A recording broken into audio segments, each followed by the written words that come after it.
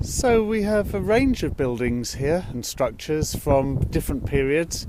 Obviously in that direction, where you can see the rusty metal tanks, is the old whaling station with the boilers that took the blubber nearest, and in the distance are the whale oil and diesel oil tanks. Just behind those, in the distance in front of the snow, you have the hunting air surveys accommodation. In the 1950s, when the British were sending dog teams mapping along Antarctica, the peninsula area, they were doing geology and the mapping, and they were ground truthing aerial photographs taken by flying boats which were based here, and that was their accommodation building. Then we have Bisco House, the building which is now collapsing. That's where the mud flow went through the lounge in 1969.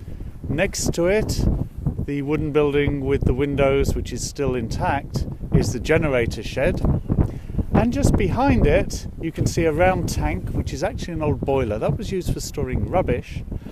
And there used to be, until 1983, a green epoxy building, so a fiberglass building, which was the new kitchen and accommodation block, installed in the 1960s. And in early 1984, the British Antarctic Survey, quotes, found it to be missing.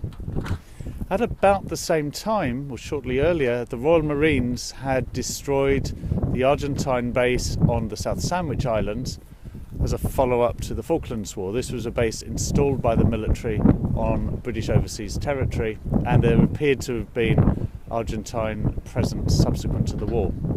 So there may or may not be a connection there with the disappearance of this building here.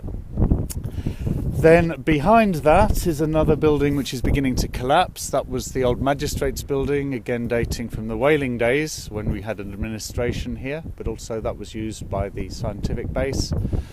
Building here, not too sure of its use, but there was also a piggery in the whaling days, and I think that may be associated with part of that. Over where you can see the ship and two guests walking along the shore, there's two wheels sticking up.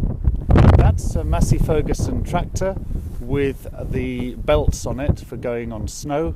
The same type of tractor that Sir Edmund Hillary drove on the Trans-Antarctic expedition. And you can see how much cinders, the deposit of cinders, has risen since the eruptions in 1967.